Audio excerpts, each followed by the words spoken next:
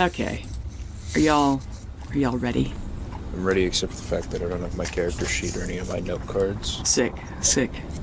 So, completely unprepared, but that's alright. That's okay. So, the night after you guys kill the dragon, everyone make me a perception check. Next on the hit list, a dungeon.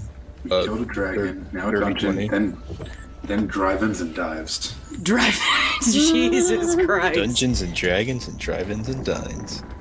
Okay. Hey everyone, I'm on the way to Flavortown. This is my backup character. It's just straight up. Guy Fieri. Okay. Is he a warlock? He's not a paladin or cleric, that's for sure. I think he'd be like a sorcerer, like a just a raw, like kind of power. Maybe. Food bard. Actually, no, that guy's definitely a barbarian. Oh, that's right. yeah. Okay, so everyone but Pale. Sorry, Pale. So late at night, before everyone's really in bed, but you see Henry like walk to the forecastle of the boat, like without anyone really being there. Mm-hmm. And he doesn't really hide this conversation, but he's still having it like in private. And you all rolled enough to eavesdrop because the boat's quiet and he's not really trying to hide this. He talks to the Stone of Far Speech that the wise man is on the other end of. And he says, you hear the wise man's voice kind of for the first time. He actually sounds just like a normal dude. It's like, you had an alright day, Henry? And he's like, sure, still on the road. And the wise man sounds kind of cheeky, and he's like, to the place you can't tell me about, right? And Henry's like, that's the one. And I'm gonna be honest here. I appreciate what you've done for me with the medicine and just talking, I guess. But I'm just worried about... you're worried about a lot of things. Yeah, sorry, man, but I don't think I can keep talking to you anymore. And the wise man's like, what? Wait, why? What? Did I say something? And he's like, no, I'm paranoid. As you know, I got some information about some people in Sonkarel that I just can't sit with, and I really hate to do this, but I'm gonna throw the stone away. And the wise man's like, Henry, no, what if you need my help again? What? I'm always working on something that can help you more. And Henry's like, you caring so much is why I don't trust you. Usually people are nice to me because they want something from me. I have 3 people I actually consider to be my friends, and I can't even trust them half the time. It's not you, just your liability. And it's a matter of time before I slip up and tell you who I am or give you enough information to find me. Not only that, but from what you've told me, they'll kill you if they find out you're talking to me, so it's for your own good as much as mine. And the wise man still insists, like, but why would I want to find you? I'm just a doctor in Sonkarel. Even if I did, I'd never get out of this country. And he's like, you've been nice to talk to. Thanks for the prescriptions. And if I ever see you, it'll be destiny, and we can catch up then. Bye, man. And then Henry drops the stone in the river, like that lady in the Titanic. And like as it drops, you can hear the wise man go, Henry, no! And then it splooshes. And it's gone. And he kind of just sits down and like looks at his journal and say, I don't know if y'all want to do anything about that, but... And you've actually been able to see the top of Golgari for like days. Like the, gleaming peak of the Grand Council chambers are always lit with fire, so it's like a glowing hill. They call it the Ant Hill for a reason. It's been about 3 weeks since you left Thunderscram. Is there anything cool anyone wants to say on the last stint of the boat ride as you reach Souffla Bay, where the Briganta River ends? I mean, there's just currently elevator music going on in Pale's head. He's just not paying attention to anything. He's just pretending like he's not on a giant body of water. Oh, yeah. Everything's fine and fiery, like that barbarian, fiery, not wet. I am not a bard. It's a disadvantage on performance check. It's a -5. Oh. Anybody else? Bastion's chilling. Likely, the clicking noise is still going on, right? Yeah. Yeah, I've not really paid attention to it. Yeah. Squirt some WD-40 in there every now and then. Just chug some motor oil. Yeah. Yeah, Caroline is just sitting down along the railing. She appears to be in meditation, and you see the Echo just walking around. Okay. I'm gonna send Gray over as a way to console Henry since he's lost his rock friend.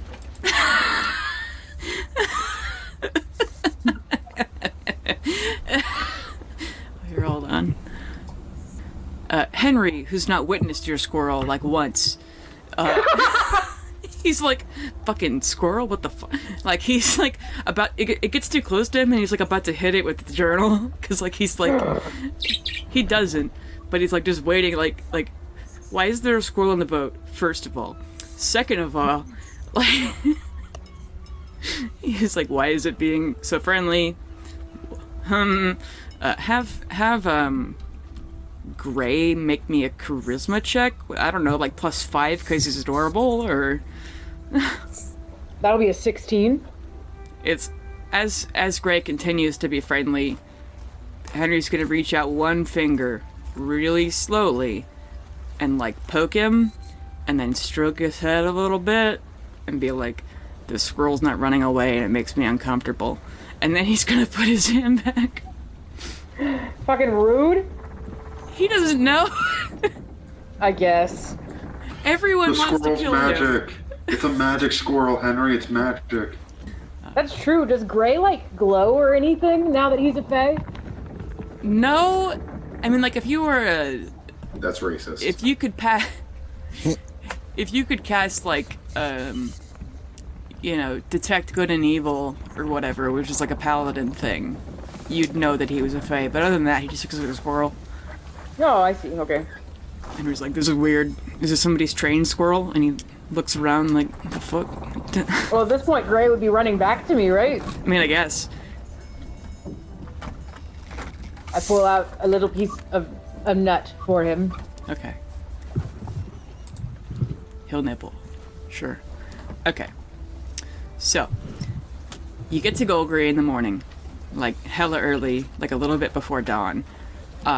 The city is built in the deltas and anchored with stone pillars hundreds of feet down into the bedrock, which then ascends hundreds of feet to support the anthill-like structure of the city. The Grand Council chambers are the crown jewel at the very top, where major religious organizations meet and decide legislation that affects the whole city.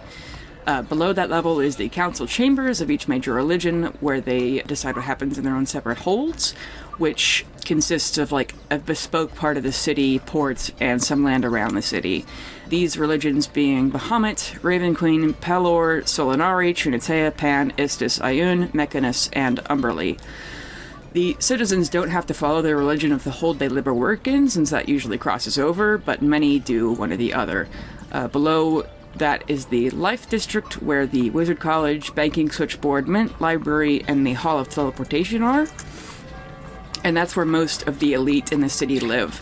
Below this is the Arts District, where every high-level wizard usually conducts their experiments or creates the highly magical objects that Golgari is famous for producing. On this level is also numerous shops and boutiques selling what those on the bottom or inner levels would never be able to afford in their wildest dreams.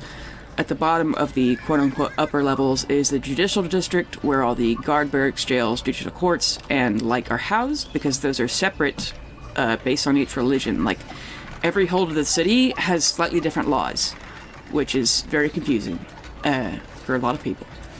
And this kind of makes a barrier from the rich and powerful to the regular folks. And then, of course, the entire, I call it the Cloud District, because Skyrim. It's littered with rooftop gardens, and the roads are cleaned by street sweepers, and every tower, mansion, and boutique does its best to outshine the other. The rest of Golgari is an absolute mess of factories, mills, homes, smaller temples, and shops. There is no fucking zoning. It's worse than Houston. except for the inside and the very bottom of the anthill get poorer down and further in. The only hard and fast law at the very center of Golgari being enforced is that people can't tamper with the support structures. Deep in the core is also the dungeons of each hold, because they have their own prison system as well, and of course the potion-based spring, which is pumped up from the Underdark to the Arch District, where it's made into potions by the artisan alchemists, or concentrated and sold back to the squalid section of the population as star sugar. Walls line the west, north, and east sides of the city, but the south is only accessible from the ocean. The port and ghetto surrounding it is so wide that it creates like an acceptable buffer for the rest of town from ship cannon fire or pirates or invaders or whatever. The sprawling port was dug out of the shallow bay to the south, and the ocean extends endlessly from that.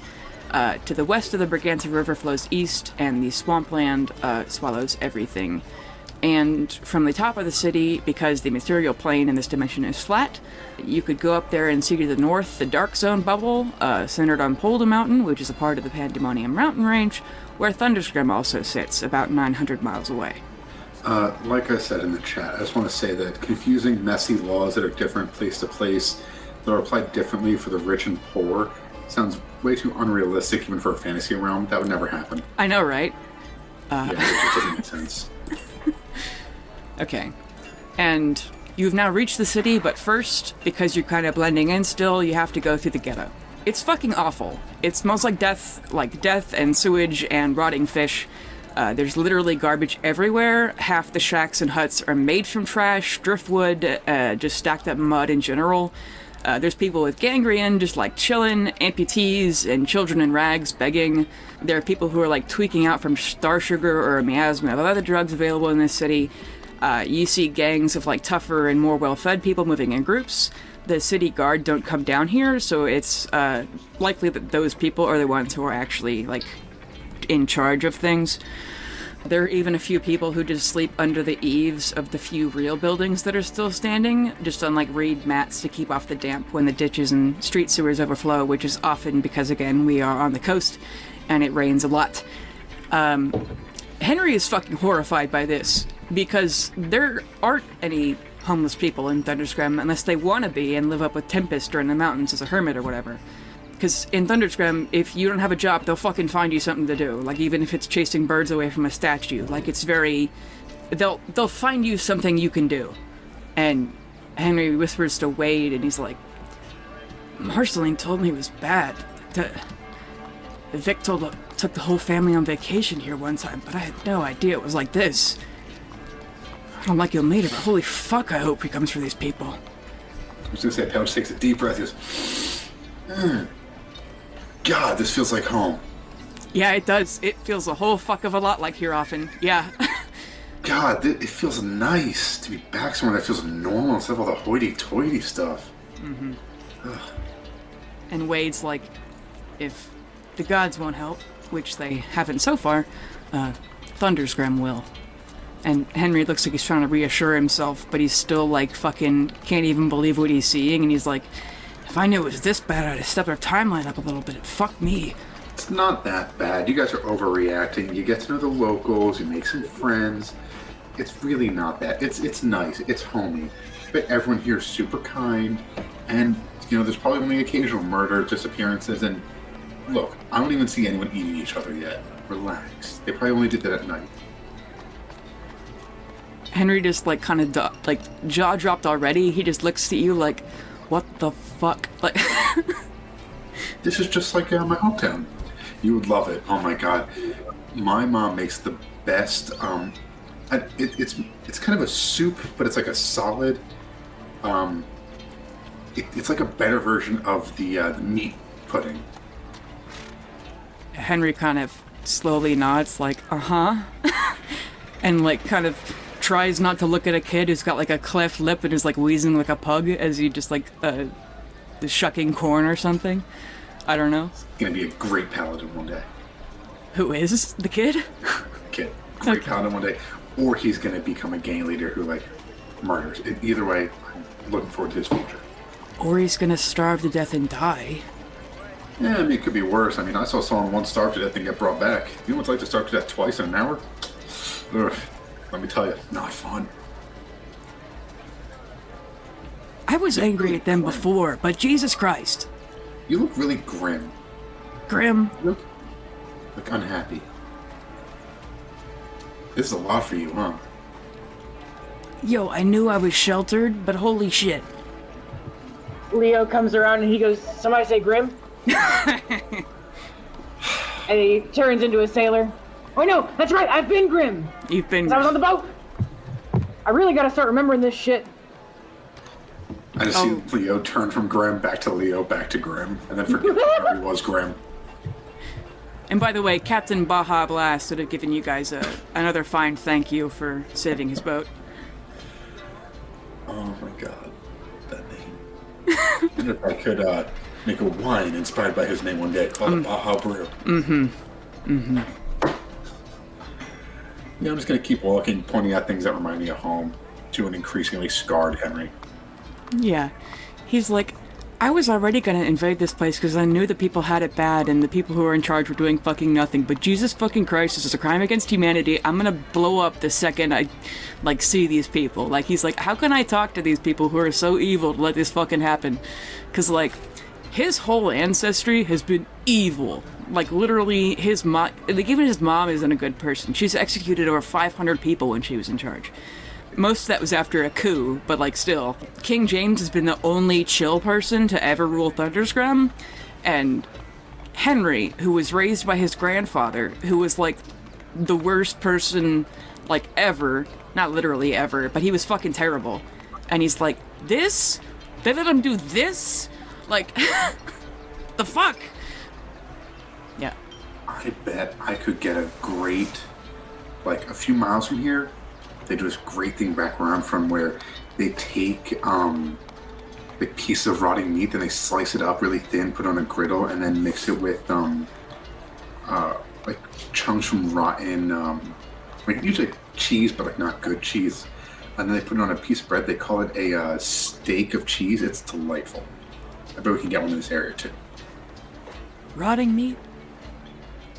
Well, we couldn't afford the nice stuff. Oh my god, what do you think I am? Made of money? I'd live with 2 warlocks. Okay, breathe let's in go that nice before air. Yeah, breathe the nice air of people dying around you and disease and... Oh my god. Wait a second. I'm the only warlock in this party. Who the fuck's the other warlock you live with? My family. Not everyone just has murder parents. My father is a leader of a secret crime ring, not a murder parent, let's be real. Can you say that louder for everyone in this part of the town? Son of Mr. Shadow. Yo, we super shouldn't make attention to ourselves. We're gonna fucking die, already, just because it's me. Let's go. Tally ho. Okay. Yeah, just for perspective, there's over 1 million people living in this city, and there's about 25,000 live in this, swampy, shitty ghetto, which circles the entire city except from the port. And every day they look up and see the shining crown at the top as they try not to starve to death. It's awesome. But eventually, you get to where Wade knows August's lab is.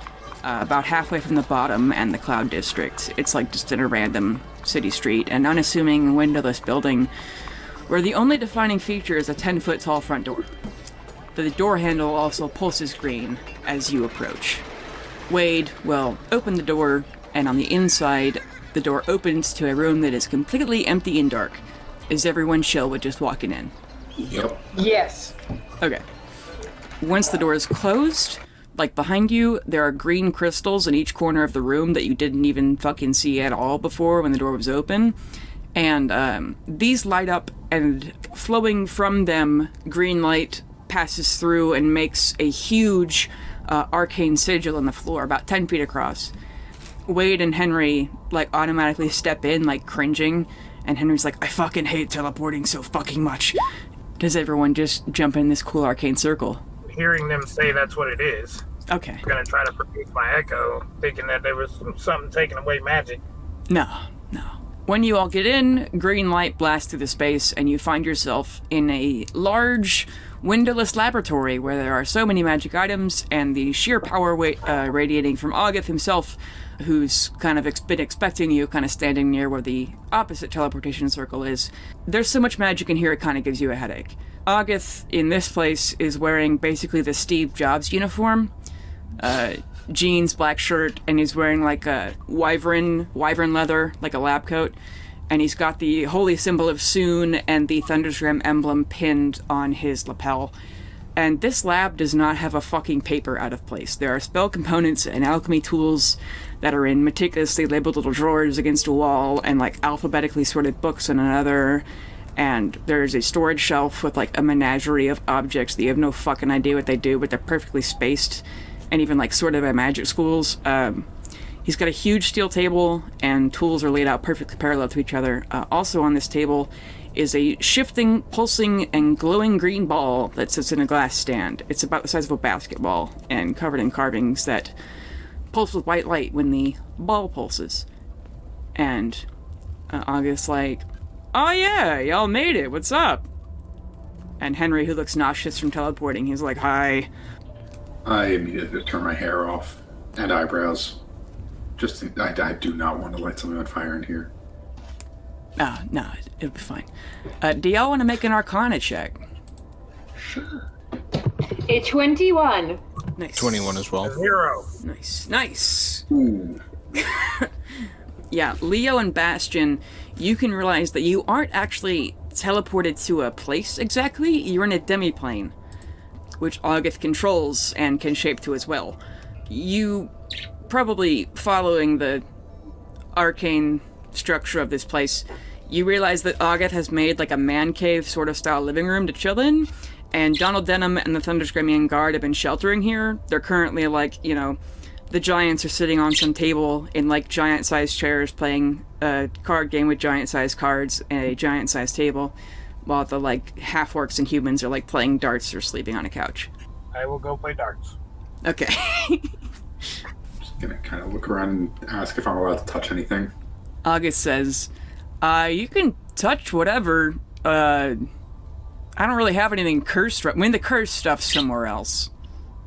I have a separate place for that, so it doesn't get contaminated and blow up or whatever. Can I touch some of the cursed stuff? No. Okay, fair enough. To give you perspective on August, when I made his character sheet for when he had to fight Vecna in Campaign 1, he's basically level 56. Like, if he has like a 7 charisma. If he had any more charisma, he'd probably be a god himself right now. But he's just so fucking awkward and just sticks with Soon. Like... When? Yeah.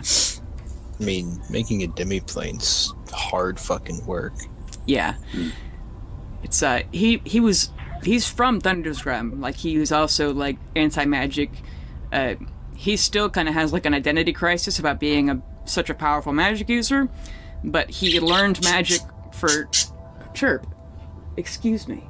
Am I bothering you? My son is angry when I talk. I think he just wants to talk too.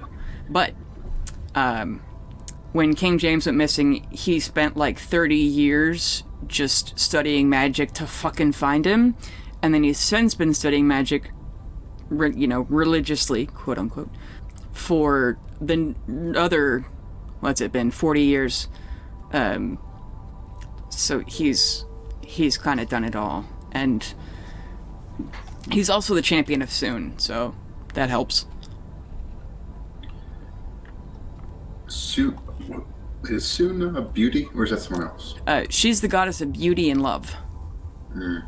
So, good buddy of Tyrion Fenwick. Yes. My best friend. Yeah, he probably doesn't know Tyrion, but Tyrion also But he's one of my 18 best friends. I'm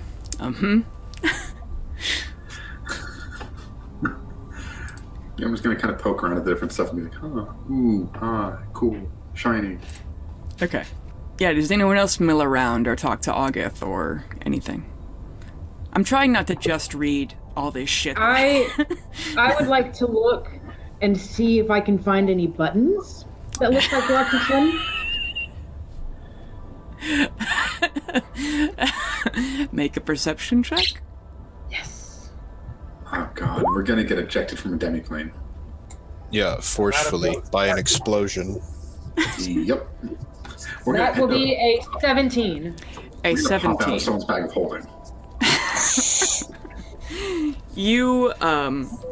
You find another. It's almost like a cuckoo clock, except for it's like made of glass, and you can't see any inner workings, but it does have a pretty shiny gold button on it. I would like to push the button. You push the button, and a bird comes out. It's actually, yeah. August has a familiar. It's a raven, and this is where it lives when it's not doing things for August, and it pops out and chirps at you, and kind of even like bites your finger because it's not a friendly raven, but it's just or whatever noise ravens make. I whip out my necklace and I go, Gray, I choose you! That raven gonna win, and Greg gonna die horribly. Okay. Gray pops out, and the raven and Gray give each other a look like one familiar to another, and the raven probably even nods like, ha! I can't make the raven noise, but you know what I mean. And So they don't fight to the death? no, Bummer. they know what they're about. Hey guys, I hate to do this. I just suddenly got really, really, really nauseous, so I'm gonna put myself on mute and I might be back later, but I'm gonna be gone for a minute. Okay. Alrighty. Have fun. Hey. It is at this moment you see your attention is drawn to a smaller like side room in this demiplane, which looks more like a wizard lab you'd be familiar with. There's random shit everywhere, like piles of papers, piles of books, and inside is a very skinny elven man who's swearing in a language you don't know. You don't know the swear words, but he's swearing in a foreign language, like just like, you know, the equivalent of fuck, shit, fuck, ow, god damn it, like that kind of thing. And this skinny elven man is wearing a red Rosie the Riveter bandana, a green suede suit vest with nothing but tan skin underneath, purple and red pinstripe slacks that have been raggedly cut off into capri pants, and huge snow-white platform combat boots with an obnoxious amount of belts and buckles. You notice that he started screaming because he accidentally burned his finger with a soldering iron as he's working on some kind of minute, like, creation. Hey, Garfield. So he turns around, finally noticing you because he was focused on the thing. He's like, "Oh my god, new friends! They told..." And he points to Bastion. "He told me about you. Let me get my tools." Bastion just kind of got to look at pale. Just like, Uh-huh. There's a look of understanding. I warned you. I tried. I'm sorry. He's the only one who can fix you. He's going to be in you and fixing you from... I'm sorry. Oh, don't even worry, honey. I've got a professional touch. Uh-huh. You're like the only person that Pale's ever uncomfortable around, ever. Said he did create a mech, so he should. You probably decent. even, like, peering into his room, which is the exact opposite of August's, like, hella organized space. You can see, like, parts of what could be another mech suit in the making. Yeah. There's only the one in existence right now, right? No, San Carel has a shitload of them. I'd say probably, like, only 2% of their army has them, but when you think about that San Carel is a country with 11 million people, and their army's pretty, you know, their military is robust, we'll say. Yeah. That's still a lot of freaking mech suits that can literally just, they'll fuck up pretty much anything.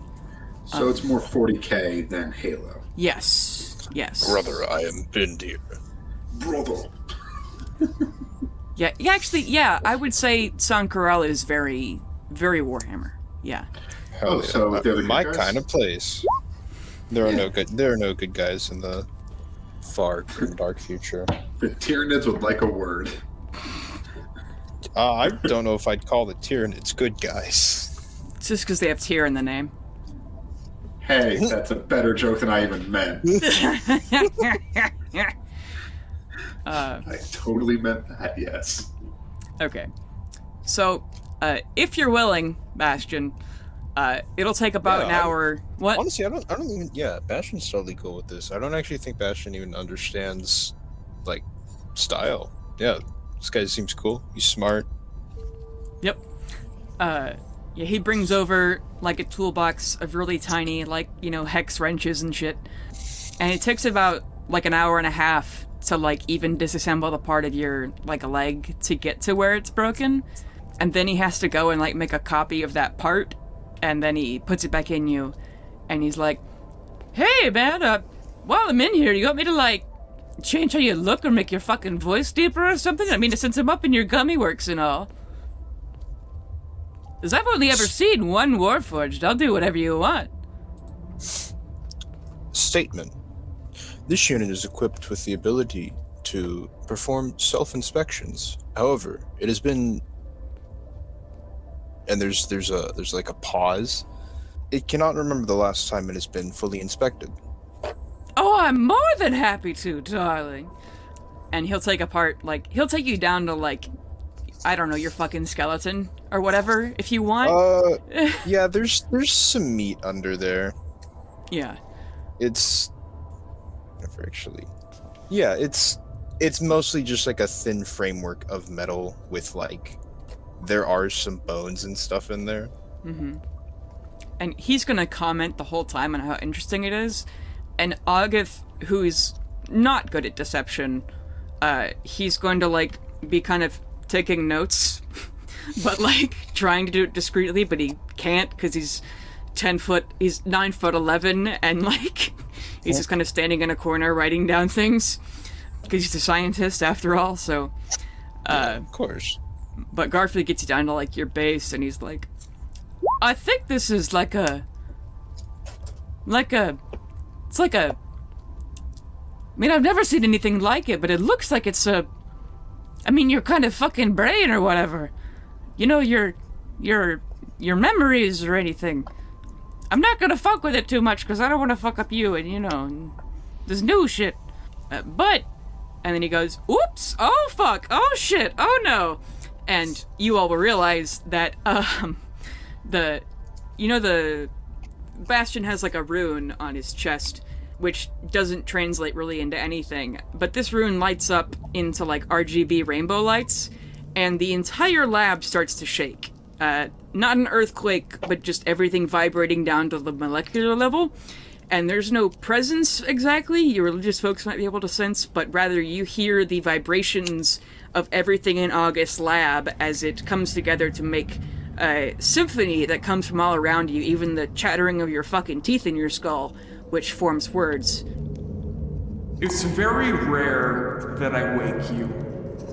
Very rare that I intervene after I have set the universe in motion. It's not my place. When it's time for the apocalypse, McCool and I, the versions of him that fade at the true end of this eternity, and the new version of myself that forms to start the next, we shake hands in passing.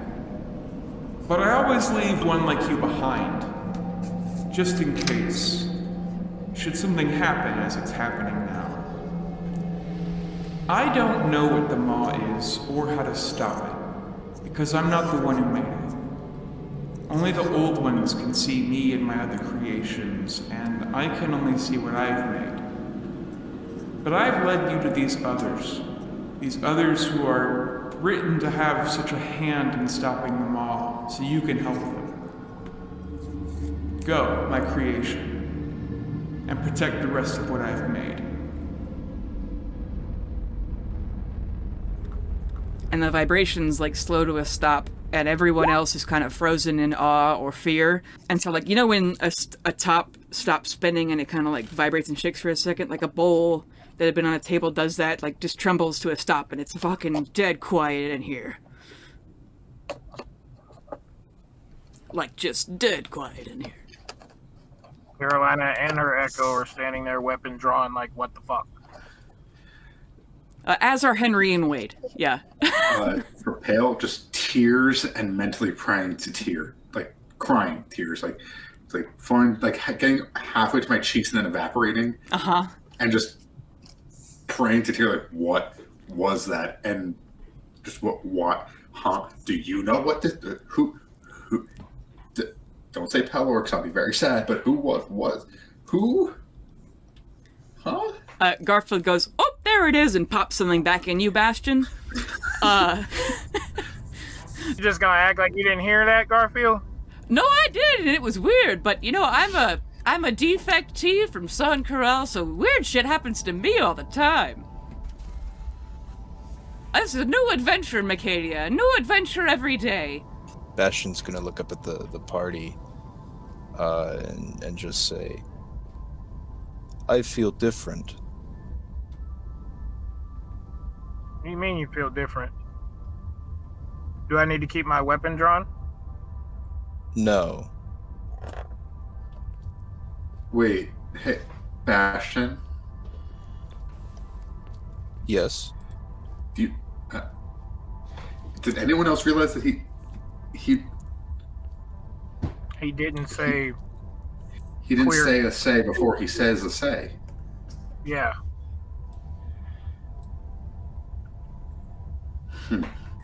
Say something else. I think I remember. Are you like a god? I'm old. Very old. Garfield, what did you do? Well, I poked something, and something fell out, then I put it back. I guess it was loose. You let things be loose. No, No, you I'm gotta gonna pray tighten for a all the bit. nuts and bolts. Hey, is it okay if I pray in here? Like, this demi-plane's gonna explode, right? August, who's got his pen kind of frozen over the paper, is like, yeah, I pray to Soon all the time. I'm doing it right now, in fact. I'm gonna go over there and join you, but with Tyr. Let's just have a little pray circle. I'm just gonna go over. Yeah. And the other Thunderscrimians are like just frozen, like, we don't like gods. God. Henry's probably gonna go, I'm the king of the anti-god, anti-magic place. Why the fuck can't magic shit stop happening to me every goddamn day? And yeah, and then Garfield will put you back together, unless there's anything else you want tuned up inside of you, Bastion. I've got kind of I'm just kind of silent right now. I'm doing a lot of thinking. Memory lane. Yeah, I remember things. Mm-hmm. Okay. How old are you? How old am I, Bailey? I'm In dog years. Oh. I don't know if there's a number for that. Well, people started counting time 6,000 years ago, but there's a lot of time before people started counting time. So you're before numbers? Yes.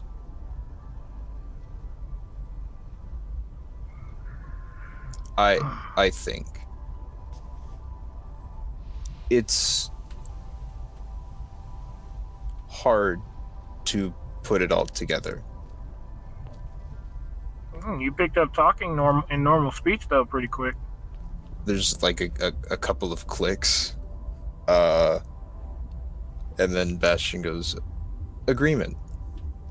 Oh, there it is again. Damn it. Oh, I see what you did there. Just agreement, not agreement plus a thing. And he, like, clicks another party you on and, like, does a wrench or whatever. So, Tyr, Ilmater, Pelor, and anyone. What? Who? What? Ancient old ones? What?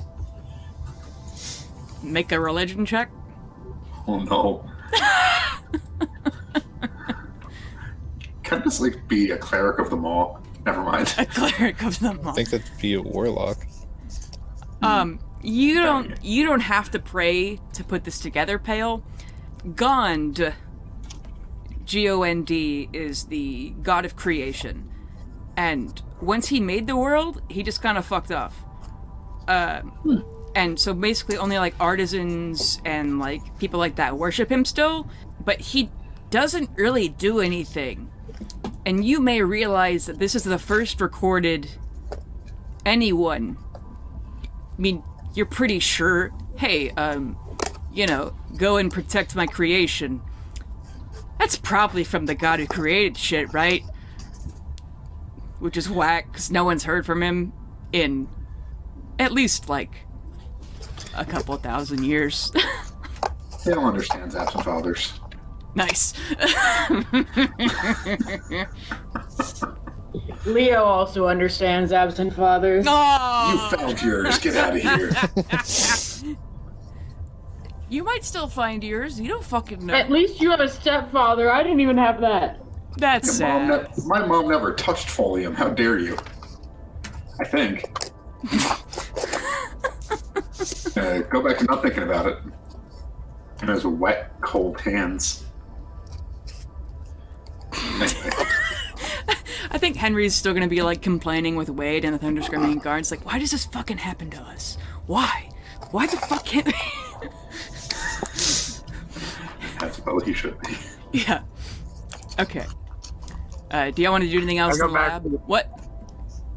I go back to searching through Garfield stuff. Okay. What are you looking for? I'm looking at plans, trying to figure out, how the mechs are put together, how to disassemble them. Make me an investigation check. 21. Okay. So Garfield left all his like research behind in San Corel, but he's been rewriting down what he remembers. Because he remembers most of it. He's got like a 20 intelligence. But he... by the way, Garfield's 420 years old. Just don't worry about it. Nice. Yeah, thank you. And he has written about... Like, because mechs were an idea that's long been thought about. Because the first models were just like hollowed out golems that you'd put a person inside, but that like to try to influence the golem, but it didn't always work. Because like there's a way to control golems, but it was like clunky, and like the person inside had to like say it, and it was really hard to get golems to do like fine things like firing a weapon. And so Garfield invented what's called a halo, which is like it's like a gold circlet you wear with like hella arcane runes in it. So and so he's the one who invented those, and like so it pairs to a mech. It's like a key for a car, basically. And so he's the one who invented that, because he didn't make the idea of mechs, but he made them actually work. And so you see a lot of that. So if you're looking for weaknesses or whatever with the 21, you would know that mechs aren't they're not like airtight. Like, they haven't figured out how to, like, make oxygen tanks yet or anything. Any, like, tiny creature, like, so... I'm gonna put a towel over him right quick, hold on. Pissed off. That's what they did to me back in law school, but then they would pour milk on top of it. I think you got water ported. Yeah, but then we would get cheese, because, you breathe the milk back and forth through it. Eventually, it just turns into cheese. It's kind of nice. College did you go Okay, to? I'm back. No, law school. Law school's just like that. Like, the other weaknesses of mechs is that, yeah, they're not airtight. So they're still, like, weak to poisons and gases and water. Like, if a mech falls in the water, it's fucked, because it weighs like 1,000 pounds. Yeah, that's the easiest way to kill them, because the power source is inherently in what used to be a golem, but the way to kill it is killing the person inside. Kill the pilot. Mm-hmm. Yeah, or throw them in water, because they are way too heavy to swim. Or just drown them, I mean, A fuck it. shared struggle. Yeah. My brothers. You'd also find his previous notes on the only other known warforge who was invented in San Corel by a wizard. I don't remember the wizard's name right now, but that was, it was named Spike, and it defected along with Garfield, but Spike is lost to the wind now. He became a, acolyte of Pan, which is cool because he's a robot. And his last known location was that he was in Thunderscrim, and then just left one day. Like, he was like, alright, I'm out, peace. And just walked into the Winter Wastes. But Garfield got to study him a little bit. Yeah. Like, so he has, like, diagrams of, like, the inner workings of Spike, which is different from Bastion, because Spike didn't have any, like, organic parts at all. He was all metal. With, like, he had, like, a crystal as his, like, soul, I guess.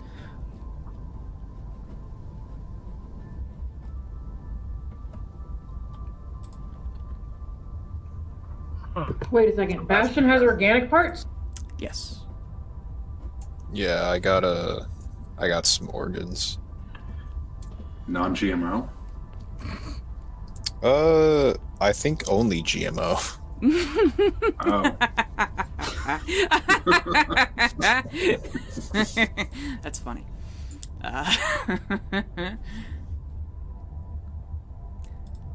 Okay.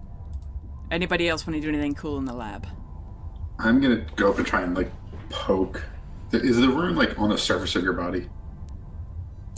Yeah, so basically there's, like, the collarbone area, and then right there's the rune, and then below that there's, like, clockwork, which is still running. Just gotta look at that rune and kind of just take out a little bit of paper, just kind of write that down and be like, that's pretty cool. There's no way I can do anything with this, but that's cool. I'm getting it, that's like a tattoo or like a brand or something. It translates to my name. Huh. Neat. Do you know what language it is? It's hard to describe. Terrifying. I love it. I'm gonna go back to praying. Okay. So, they get all in their regalia again, the Thunderscramians, and Henry, his hair's still brown, but he puts on the rest of his, like, mithril armor and everything. And August insists that he escort y'all to the embassy to make sure no one assassinates Henry until he goes in, and they have a short argument about, like, man, if I walk in with a magic user, or you have to protect me, God forbid, that's so hypocritical. And August, like, I'm fucking taking you, because if you've gone this far, and I have to go tell your dad that you fucking died. And, yeah, so he eventually, they go and escort you, but he does not go into the embassy. At the embassy, you can easily spot there is about 3 squads of, like, Pelorians, who are squarely focused on Donald Denham. Henry informs them, he's here on the protection to represent Princess Stonehammer on behalf of Stone Garden, and their captain is like, King Henry, you are harboring a known terrorist, which goes completely against the order of... And Henry's like, you can see Henry's putting on the sass, because he can, and because fuck these guys. He's like, I am a foreign dignitary that Thunderscram was, if you remember, not invited to the concordance of 163, so I don't have to abide by your laws. Stone Garden's under the provisional rule of Golgari's High Council, not these usurping. And he's like, they go on and on about, like, laws and technicalities and shit, and says, by the power of Pelor. And Henry's like, sir, I am not beholden to your god either. You should be honored that I even called you sir. And I will not say another whisper of this until the meeting convenes. And should my ward and his guard not be allowed entrance, I will promptly turn around and go back home. You asked me to come here, and it is to my understanding the reason you have waited here for 3 weeks is because I refused to teleport here. You want me here so badly that you waited for me to walk. Donald Denham has come here with me, and I will absolutely go without making a single statement other than on the matter we have gathered here for. And this man, Arch-Paladin Castiglione, General of the White Sun Army, Marquis Adelium, narrows his eyes and lets you go in. They were expecting Henry to say something like that because they've been scrying on the whole group of you and fucking know that you've been traveling together, but they're still, like, pissed that they can't really do anything about it, because Henry's like, we're gonna make an echo chamber of despotism. if it's just us condemning the people who did Stone Garden, so fuck you, first of all. And he's like, I'm an edgy teenager, suck my dick, like that kind of thing. But with more polite words.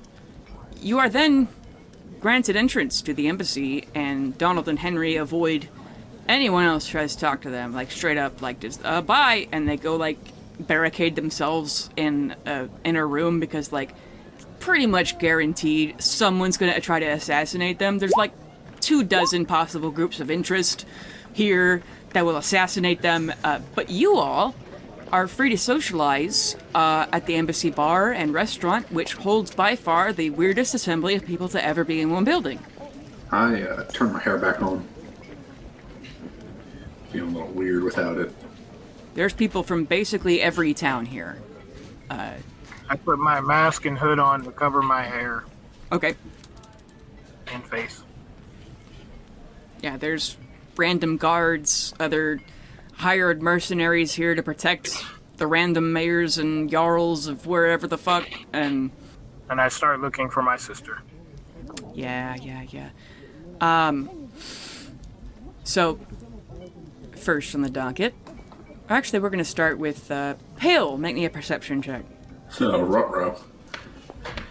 Please don't be a Merculi. Oh, son of a gun, that's 5. Okay. I see nothing. Yeah, so Caroline is looking for, Chalice. Is it Chalice or Chalice? Chalice. Okay. So, you're looking for her. Leo and Bastion, and Peo, what do you guys do as soon as you get into this bar? You could go even, like, to your room, like, as there's, you'll be bunking with Henry to make sure he doesn't die later, although the Thunder Discriminating Guards have that for now. You're free to mingle with random people from all over the continent. I mean, the first thing I want to do is just make sure there are no Merculians. You don't see any. Oh, thank God. I'm just gonna go get a drink. Okay.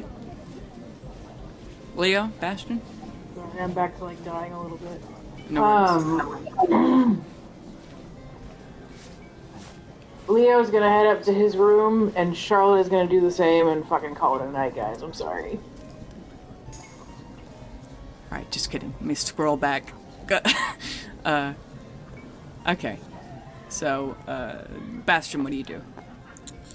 I think Bastion's still kind of reeling from all of the information he's been given. I think he's also gonna go retire to his room and just kind of just gonna think for a while. Okay. Yeah. So back to Pale. You get a drink at the bar, and a heavy, gauntleted hand slaps your shoulder.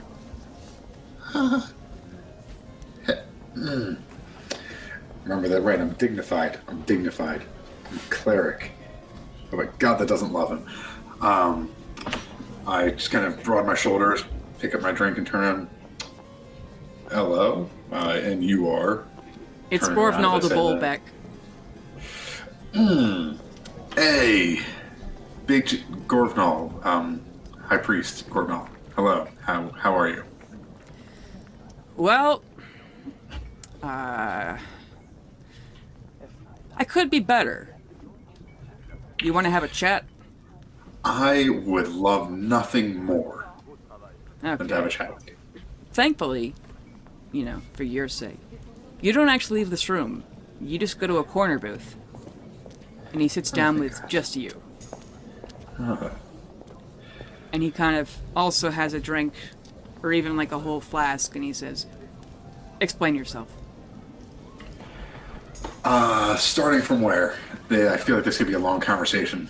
The earliest point you feel is significant. That led you up to That. betraying... Yeah. I mean, betraying is a strong word. It was more of misled into a hopeful dalliance. Okay. That's where you explain. Yeah, so it began with Stephen Puyo,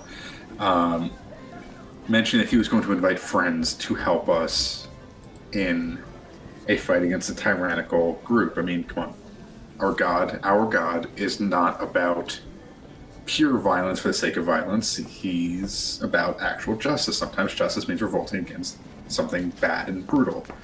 Would you say that those under a brutal emperor should not revolt, that he is just because he's in power? No. But a bloody revolution employing murderers, literally people who want to destroy the world and kill everyone in it, that's a little on the edge, Pale. Well, to be fair, the world ends anyway. He gives you a glare like, you want to fucking start that shit right now? Listen, going off of an angel, essentially, like someone who gave prophecy, the world ends and repeats, ends and repeats. Even Gond spoke that it's a continuous repeating cycle. You spoke to Gond? No. He spoke. I was just kind of around. You think I'm talking to Gond? Tyr doesn't even speak to me.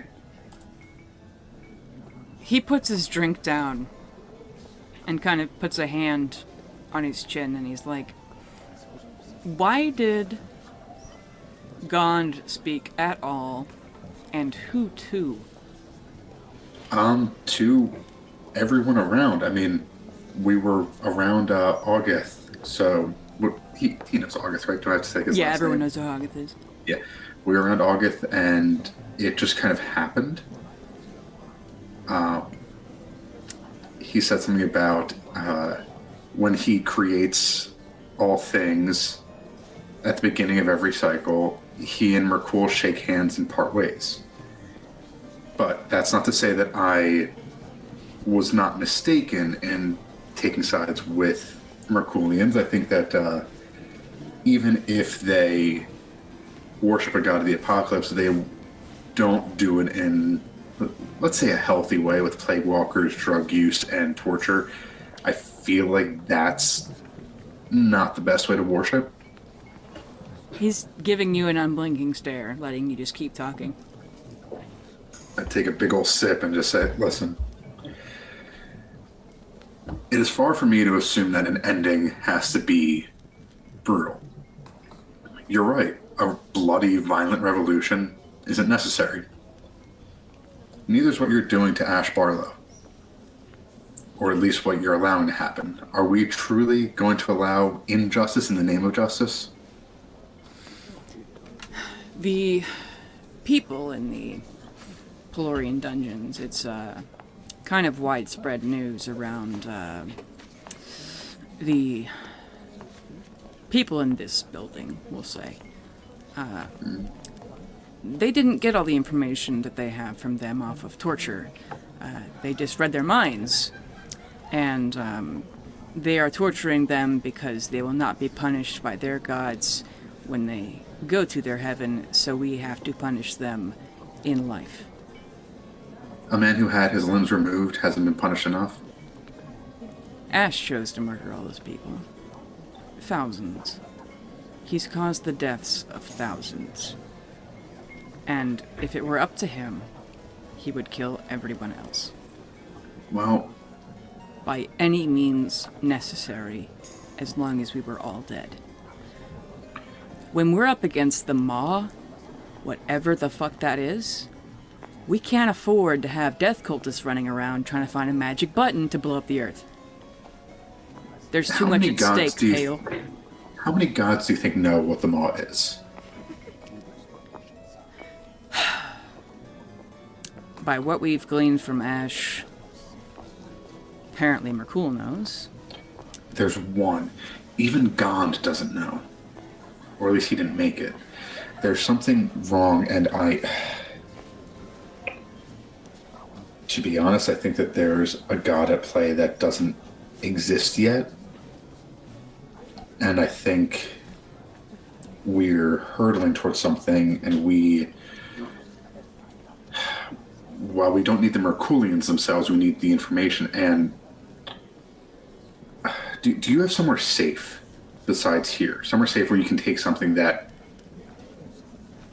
is important and that you should make a copy of. Are you talking about the prophecy? Yes, you already have. Oh, did I already show him? You haven't showed him, but you did show Ash. And so they read Ash's mind, and so he hasn't looked at the exact transcripts, but he knows the gist. It's pretty cute. Well, if you want, I can let you read the original. There's something happening this time around that's different, and I think King Henry's father has something to do with it. I think Stephen has something to do with it. So, do you know what the visage of Merkul looks like? What visage? Him as a god, and you were to look at him. Pelor is a being of light and brightness, and Pan is with goat legs, and Abalor feels horny. You know, they have their different looks. Merkul typically looks like a set of bones, a skeleton, right? A skeleton wreathed in black is how I've heard him described. He's changed. The gods may be changing, and there's something hurtling that we don't understand. He kind of, like, puts his elbows on the table and, like, puts his fingers together and, like, points at you with both his hands as they're splayed out, and he's like, "What the fuck do you mean Merkul is changing?" You can tell that he's halfway between thinking you're fucking insane and halfway terrified of what you know. Flesh and skin growing upon him, speaking to Pelor, making trades. If he knows what's coming and he's changing and altering, be it by himself or by other means, you can read my mind. I will allow you in here. Please do not look at a section of my brain called Erica, but aside from that, there are things coming. We've heard about Glamorla Stern returning to Pelor's light. So if Merkul is making trades and changing and altering, I was acting under the idea of helping a revolution that I thought was righteous. And it kind of warped from there. And now I'm working for a boy king who's constantly coughing up blood. So it's kind of where I'm at, and I'm just going to down the drink. Yeah. So, another thing about how are things on your end? Boy King. Mm-hmm. Another thing about the Boy King. This meeting, it's supposed to decide. We're supposed to chart out exactly what happened in Stone Garden, so we can stop conspiracy theories or what have you. And then we're also to decide the future of Stone Garden. It is currently under the Provisional Council made by the Golgari Grand Council. While they are still fighting holdouts of the rebels, by harboring Donald Denham and Princess Stonehammer, and the massive amount of weapons they've been producing, and the stockpiling of imports such as food, and our agents tell us they are stockpiling armor, they are training more soldiers than ever before, they're making bullets like it's candy. Well, do you want Donald Denham? You can have him. I've come to an agreement with King Henry. You can have him. Only if you make me one promise. It's not that we're worried about Donald. Fair We enough. know I was going to say summary execution. Be fun. that could be coming. We know that Thunderscram is planning to go to war, and they are using this revolution as a ploy to get the people behind it. They are going to rage war and cause famine and murder thousands of innocent people, theirs and our own. They will destroy everything this city stands for. Everything. That this is the holiest place on earth. And they seek to destroy that because their ignorant, backwood, conspiracy, anti-magic shit has driven them so far to the point of fascism and just You know the story of Sankarel, why it is right now, why it is the way it is. It's because they united against orcs. They made a common enemy in weirder races, and they used that to go town to town and gain control of the whole thing, and now it's the shithole that it is. Thundersgram is going to do the same fucking thing. Well, do you suggest that we simply leave things as they are? No. Have you been down? Have you been to Crack? It reminds me of home, and if you know me, you know my home is no beautiful place. You know I am from no beautiful area. Do you think that this is any way for people to live, especially as... I understand you're worried about the Maw and Revolution and War coming. You're worried about everything ending. But what if it doesn't, and we keep going on like this? We have been working 6,000 years to make the world a better place. That's our whole fucking thing. I believe a utopia is impossible, because it is. The only thing we can do is do our best, and while it's not right that the people below are like how they are, there's also nothing we can do about it. I think we're on different pages, but let me tell you at least this much before I retire for the night. We'll speak more again. I pitched an idea, and I want you to be made aware of it in case war does come. And I want you to be aware that I already made this idea known to several people, not just King Henry, but to others among his peers, to get a conglomerate of small gods champions, such as Abel, Lorfear, and the like, and to have them fight, not have the giant rage battle of Stephen and Glamora, but to at least bring the light of gods to people, even among the godless and the magicless. I never want to see one of my people against me on a battlefield again, but that does not mean that I'm going to be absent from every battle. Make me 3 persuasion checks. Yeehaw. So that's a 4, a 2, and an 18. Fuck me. Now make me an insight check. I'm going to have to check what my insight is. Oh, cool. And that's a 23. You can tell that he's not mad at you. There are many things going on with you that he does not understand. Mainly why you're at the center of fucking everything. You and your friends, apparently, because one of them talked to Gond, the other one's like trying to be a champion of Vivian, the other one's trying to be a champion of Valorfuel. You fucking talk to death cultists and other gods of the daily, he doesn't understand. It's really Leo's fault. Like, let's be honest. It's really all Leo's fault. If it were up to him, he'd have you all arrested and studied for what makes you so fucking special. But he can't, because King Henry's here, and whatever. They know there's going to be a war. They just don't want to start it. They want him to start it so they can be the good guys.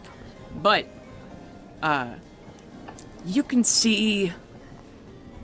You've made good points, but he still doesn't feel really changed at all. Well, I'm just going to look and say, listen. It's been a day. I'm going to go to my quarters. Can we speak more tomorrow and following? Sure. Also sorry about randomly putting my voice in your head. That will happen again, but I'm so sorry about it. That's fine. I'm just going to, as I walk away, just do it one last time and say goodnight. Good night. Okay. And then, Carolina, make me a perception check. 12. A 12? Okay. Damn. You mill around at this makeshift party mixer and whatever, for a while. But with your mask and everything, it does take a while. It takes almost until, like, I wouldn't say late in the night, but people are starting to go to bed. And at last, your sister, Chalice, is... I think she knows you from your armor. And I'm wearing different armor. she's also been scrying on you periodically. True. And she, upon seeing you, kind of like slumps like, ugh, here we go. And then kind of like motions for you to follow her down a hallway. I follow. Okay. You go to like, it's not a broom closet exactly, but it's like a really small office. Probably not her office, just a office. And when she enters, she crosses her arms and doesn't speak. Hey, sis. Had a few choice words for me in your letter. How might you really feel? Last I heard... Last you told me, to my memory, I understood you were acting as a spy. Which is unsurprising because you were Vivianite. And I have spent the entire last month and a half convincing the rest of the Golgari High Council to let King Henry and Donald Denham arrive in one piece, because I had faith you would learn something useful. And I have to go back to them with everything you know about King Henry's intentions, what role Donald played, how much the princess is actually planning to take control, and how heavy a hand does Thunderscrim have in the revolution. It's, we already know that the party was involved through mind reading, and since you've been tagging along with them, their weaknesses and who the hell they are other than what Ash and, Mr. Leo Zarin have in common, what we learned from them. I'd like to know everything you know. Well, as far as that goes, if I was to be acting as a spy, I would always be acting as a spy, so that wouldn't really be a question. But my question for you is, how do you go from a slave family to working with the people who are working against the man who set you free? Because I'm not grateful to someone who did a decent thing. Just because he did one good thing, he benefited more from doing that than we ever could have. But look at you now. Yes, and I got here through my own work once I was free. Right. Now, no matter his motivations, you still got to go in the direction that you wanted to.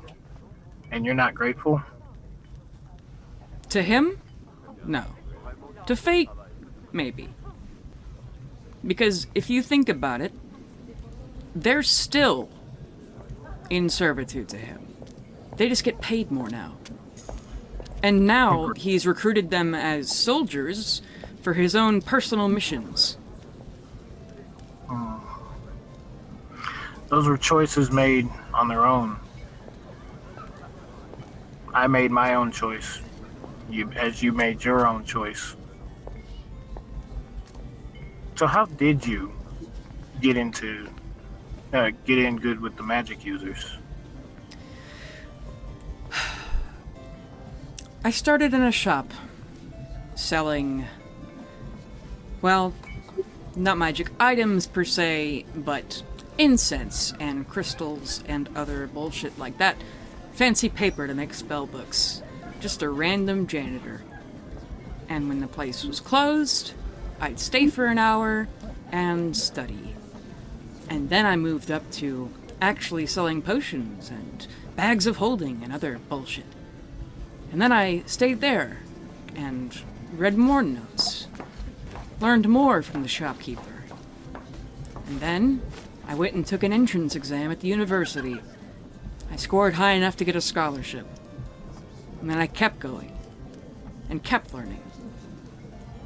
I impressed some people with how fast I learned, having been a meager slave farmer before, growing cotton for Donald Denham, and saw the promise in me, I guess. And now I am here for this very meeting as a scribe for the president of the university. So you could say, not quite bootstraps, because I prefer flats. But I rose to the top of my own accord, not what Donald Denham did for me. Well, I guess that's you and I both. I got to where I am and who I am only because I was free, not particularly because or for Donald Denham, but I did choose to accept his graciousness.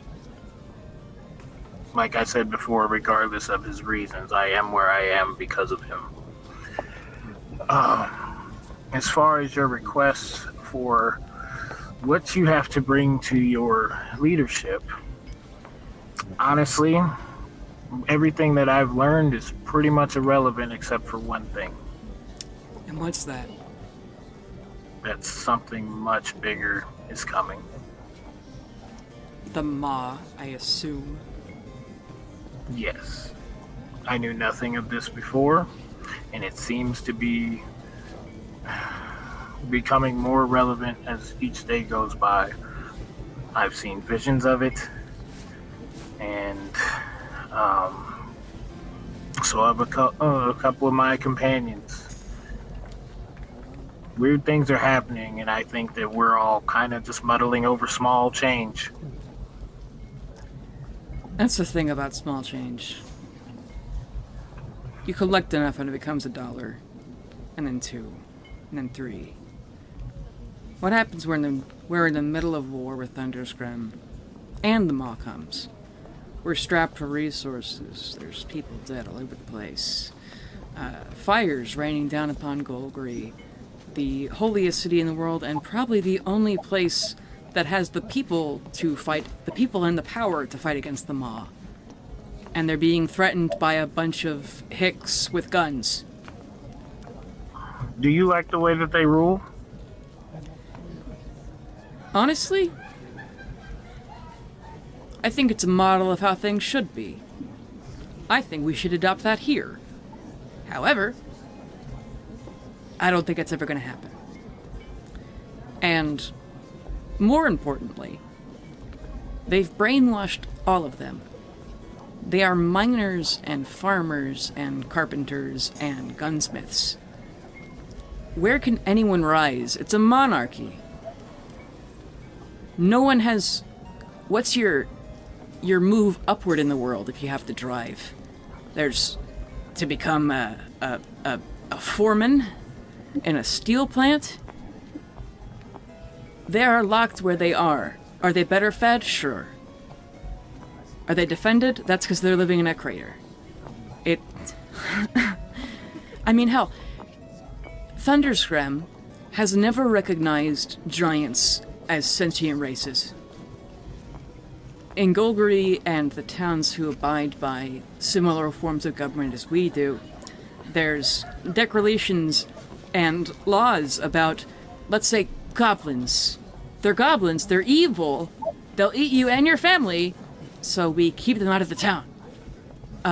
However, fine people like Ogath Giveth, other half-giants, other half-orcs, their circumstances are different, and so they are people. Thunderscrim has never recognized giants, orcs, or half-orcs as people. They aren't people there. They're miners and farmers, and that's it. And King Henry, though he's a freak and related to both, I highly doubt that he shares the same life they do. I highly doubt it.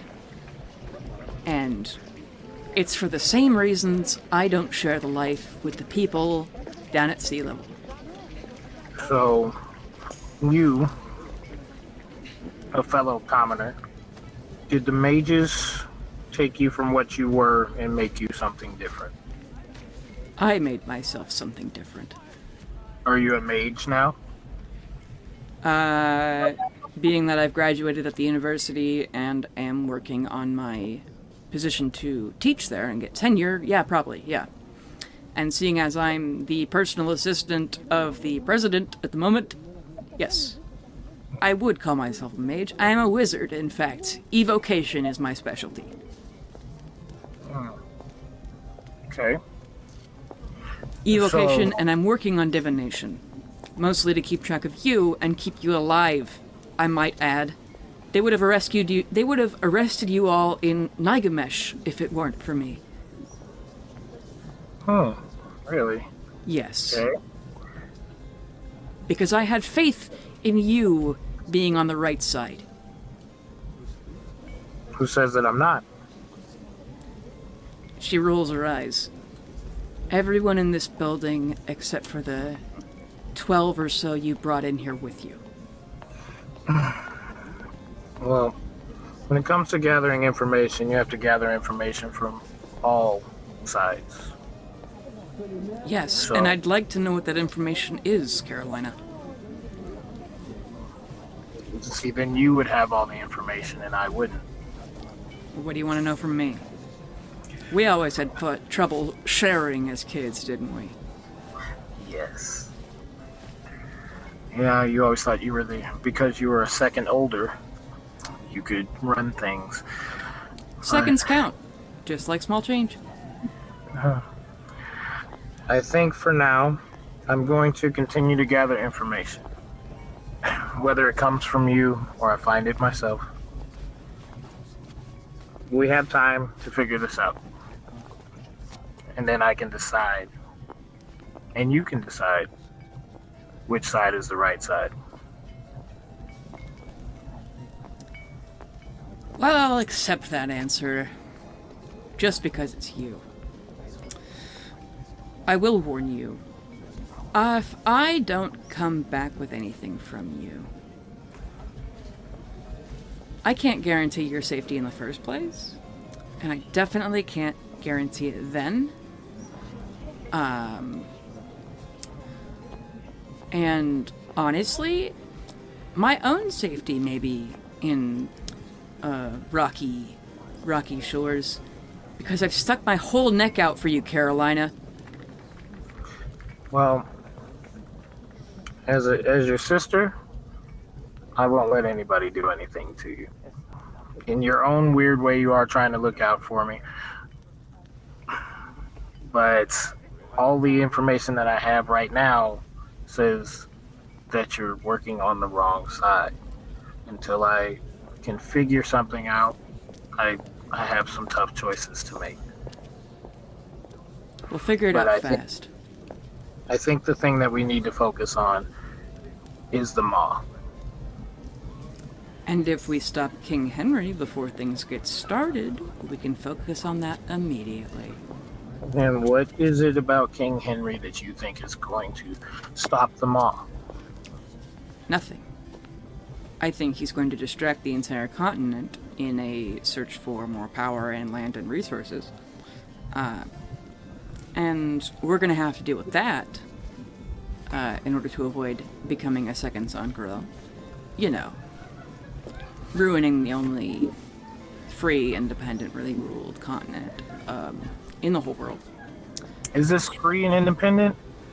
All the mages stuck in one area and ruling everything from where they are, being able to, have the ability to blow up Thunder's Grim or Stone Garden or even our home from where they sit.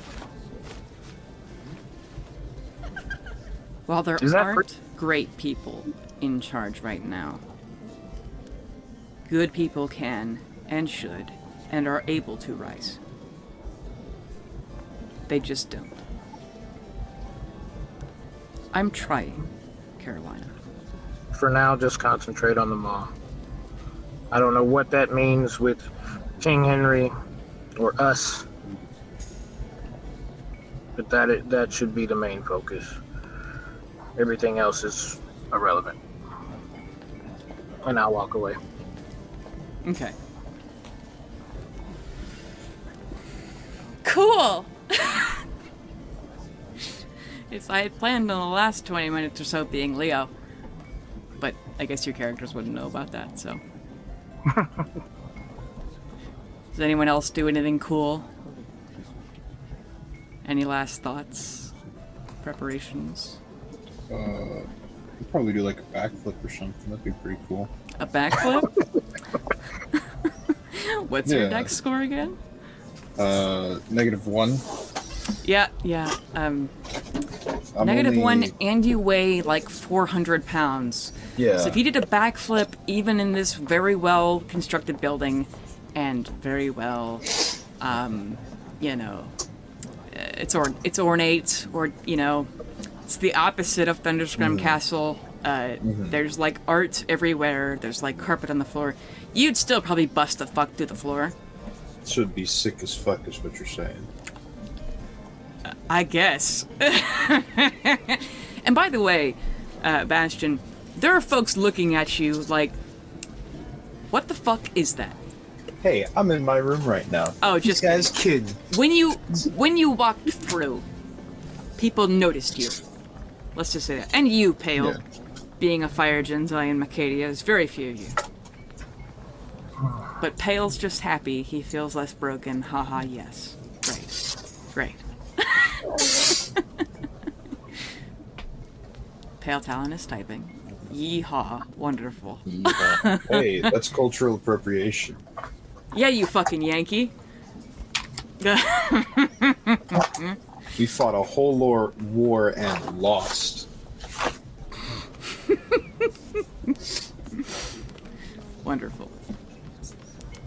Uh, Yous guys be all making me happy as the Johns by the school. I hate that. I hate that I read that with my own mouth. Yeah. School kill. I And then guess for Carolina,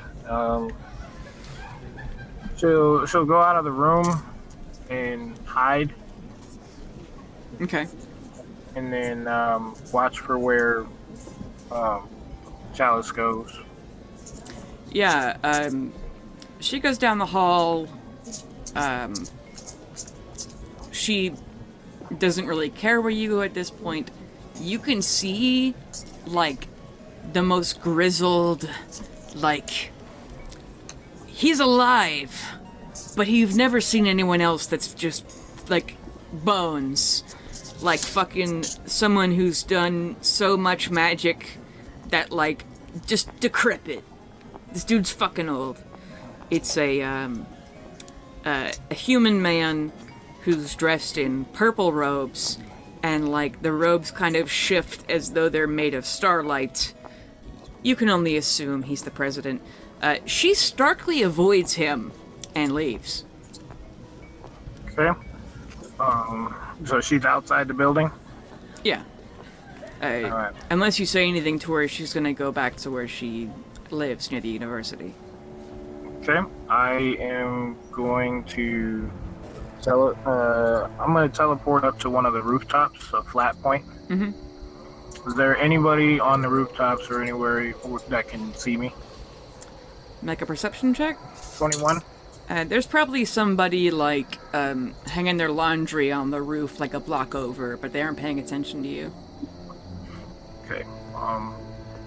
Well, I'm gonna sit down in a nice, safe spot where I can't fall. Mhm. Lay down if I have to. And I'm gonna do something I haven't done before. Mhm. I am going to locate where she is, and I'm going to produce my echo, and have my echo follow her from the rooftops, Cool. because I can now see through it. Sick. Yeah. Yeah, it follows her all the way back to her apartment or whatever. Or it's more like a townhouse, you know. And she goes in, and, I mean, the windows are closed, but the door, like, your fucking echo can teleport, right? Say again? Your echo can, like, teleport, right? Yes, and I can see and hear. Okay. So I assume it goes up to like a window, and you see her making notes in a journal kind of frantically, and then she opens a bottle of wine and proceeds to sit down and pet her cat and drink it. I'll have it wait there until she goes to sleep and try to see what those notes say in the journal. Okay. You go to it and look in it, and it's mostly just, I feel so stupid. I trusted her. Now what am I gonna tell him? She gave me, like, nothing except for saying the maw was important, which, duh, we already knew that. And it's more of just, like, boo-hoo, you know, I'm doing my best, and stuff like that. Okay. I will teleport there, and then I will. I don't know if she knows anything about the prophecy. She does not. She knows it exists. Most important people in town know it exists because the red ash is bind. And they know kind of what it says, but that's it. I will translate some of that into her notebook.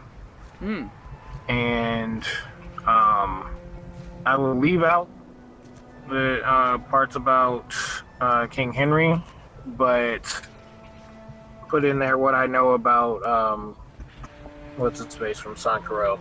That's a different prophecy. Yes. Are you talking about the one about the maw or the one about Henry? The one about Henry, but I will leave out Henry's name, but I'm gonna mention it. Oh, okay. Just that the Emperor is looking for a soulmate to become a god with? Yes. Okay. Then I will teleport out and go back to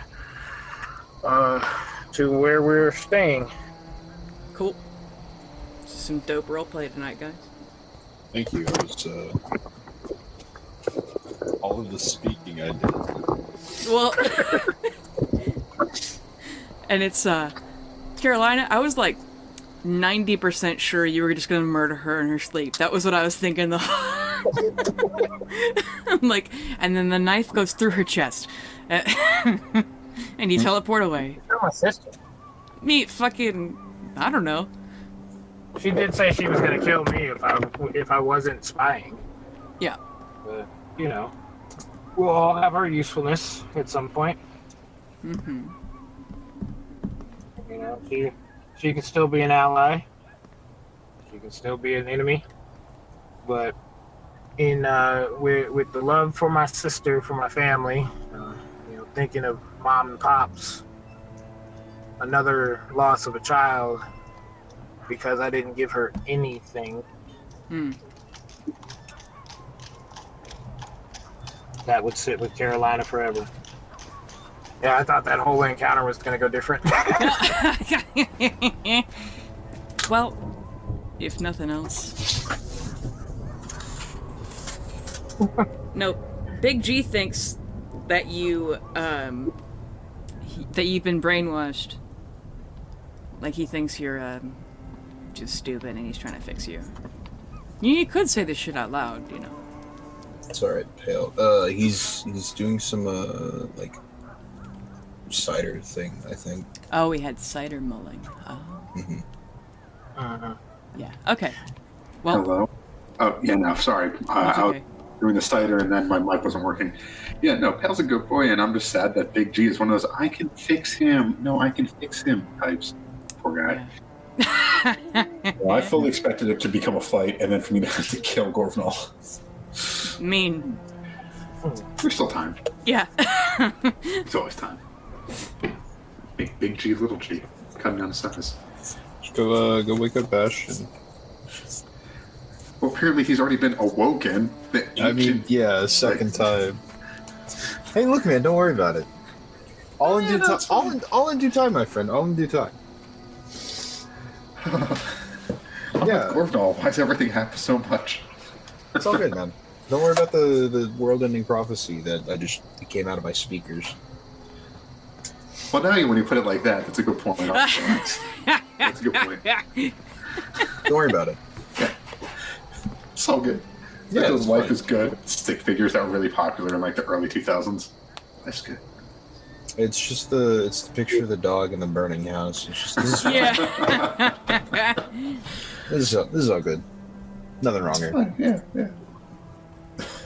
World ending? Okay, man. After leaving Chalice, Carolina would like to go find a ring of mind shielding. Okay, probably not this time of night, but later, yeah. Didn't say buy it. Oh, Just find it. well, that's gonna be a whole thing. I'd say a lot of people in this building have them because they're important people. However, yeah, you'd have to like rob somebody. And have I mentioned there's like a lot of guards here? Uh-huh. Yeah, I recommend Golgari. You can find literally anything. But probably tomorrow. Yeah. Definitely gonna find one or, slip one off of somebody's hand. Mm-hmm. I wonder if you can turn your ring of warmth into a ring of warm mind shielding, where anyone who tries to read your mind gets heat stroke.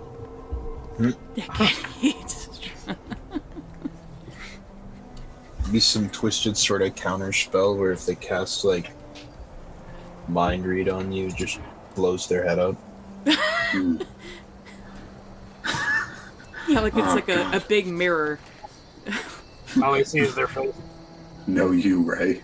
It's just an Uno reverse card. You stick it in your head.